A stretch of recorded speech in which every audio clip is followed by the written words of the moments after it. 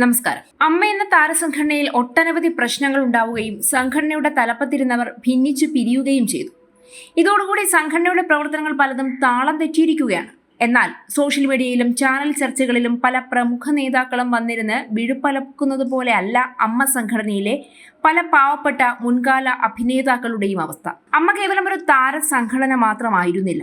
അഭിനയ ജീവിതം അഴിച്ചുവെച്ച് ഉള്ളറയിലേക്ക് ഇറങ്ങിച്ചെന്നാൽ വെറും സാധാരണക്കാരായ അഭ്രപാളിയിൽ നിന്ന് പോലും മറഞ്ഞുപോയ ഒട്ടനവധി കലാകാരന്മാർ അസുഖം നിമിത്തവും ജീവിത പ്രശ്നങ്ങൾ നിമിത്തവും കഷ്ടപ്പെടുന്നവർ ഈ സംഘടനയുടെ ഭാഗമായിട്ടുണ്ട് എന്ന് മനസ്സിലാവും. അത്തരക്കാർക്ക് ഒട്ടേറെ ചാരിറ്റി പ്രവർത്തനങ്ങൾ കൂടി അമ്മ വഴി ലഭ്യമായിരുന്നു.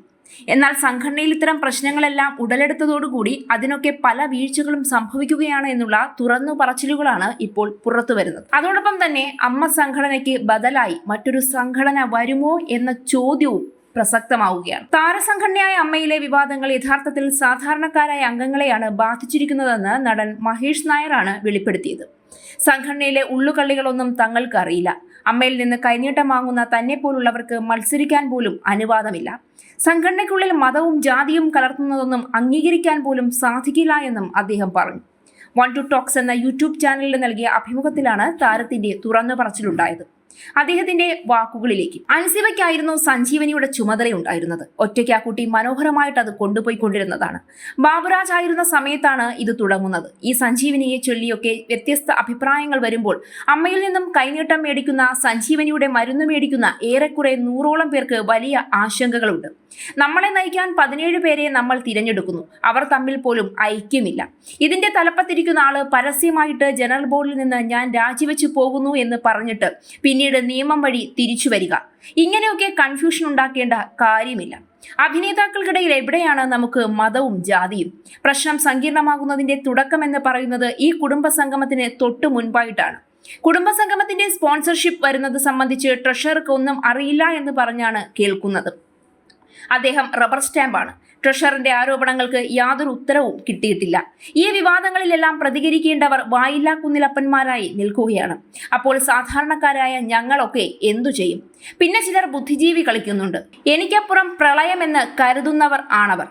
കഴിഞ്ഞ LDF ഭരണത്തിൽ LDFനെ പുകഴ്ത്തിക്കൊണ്ട് നടന്നവർ UDF വന്നപ്പോൾ UDFനെ പുകഴ്ത്തിക്കൊണ്ട് നടക്കുന്നു. ഇങ്ങനെയൊക്കെ സ്വന്തമായിട്ട് നിലപാടില്ലാത്തവരെയൊന്നും അടുപ്പിക്കരുത്. ഈ മിണ്ടാതിരിക്കുന്ന ചേട്ടന്മാരെല്ലാവരും തിരികെ വരണം. അമ്മയിലെ യുവനിര മൊത്തം വേറൊരു അസോസിയേഷൻ തുടങ്ങാനുള്ള പ്ലാൻ ഉണ്ട് എന്നാണ് കേൾക്കുന്നത്. അങ്ങനെ പോയി കഴിഞ്ഞാൽ ആർക്കാണ് ക്ഷീണം? AMMA എന്ന് വിളിച്ചിട്ട് വീണ്ടും അമ്മ എന്ന് വിളിച്ചു തുടങ്ങിയ പലരും വീണ്ടും ഇപ്പോൾ AMMA എന്നായി. ആ അവസ്ഥയിലോട്ട് കൊണ്ടെത്തിച്ചത് ആരാണ്? ഈ കഴിഞ്ഞ കുടുംബമേള ഒരു അമ്പലത്തെ സ്പോൺസർഷിപ്പ് കൊണ്ടുവന്നു. എല്ലാവർക്കും ഒരു ഞെട്ടലായിരുന്നെങ്കിലും മമ്മൂക്ക പറഞ്ഞു, ഇനി അതിനെപ്പറ്റി കൂടുതൽ അന്വേഷിച്ച് അത് സങ്കീർണമാക്കേണ്ട, എന്തായാലും നമുക്കൊരു തുക വരുന്നതല്ലേ എന്ന്. നമുക്കതിനകത്ത് അത്തരം രീതിയിലുള്ള ചിന്താഗതി വേണ്ട എന്നും ആ വലിയ മനുഷ്യനത് പറയാൻ തോന്നി. പക്ഷേ അതിന്റെ ബാക്കി തുകയായ 45 ലക്ഷം രൂപ ഇതുവരെ വന്നിട്ടില്ല.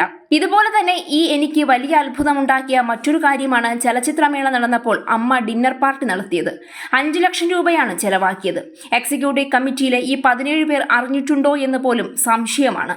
ട്രഷറർ അറിഞ്ഞിട്ടില്ല. ചീത്തപ്പേര് വരാതിരിക്കാൻ അദ്ദേഹം ഒപ്പിട്ട് കൊടുത്തുവെന്നാണ് അറിയാൻ സാധിച്ചത്. വൻ താരങ്ങൾക്കൊരു സംഘടന ഇല്ലാതാകുന്നത് കൊണ്ട് ശരിക്കും ഇവിടെ ഒന്നും സംഭവിക്കുന്നില്ല. പക്ഷേ സാധാരണക്കാരായ സംഘടനയിൽ നിന്ന് കിട്ടുന്ന തുച്ഛമായ ആനുകൂല്യങ്ങൾ കൊണ്ട് ജീവിതം മുന്നോട്ട് കൊണ്ടുപോകുന്നവർക്ക് അമ്മ എന്ന സംഘടന വലിയൊരു മുതൽക്കൂട്ടാണ്. അതുകൊണ്ട് തന്നെ അത്തരക്കാർക്ക് വേണ്ടിയെങ്കിലും ഒത്തുതീർപ്പുകൾ ഉണ്ടാകട്ടെ എന്ന് പ്രത്യാശിക്കാം.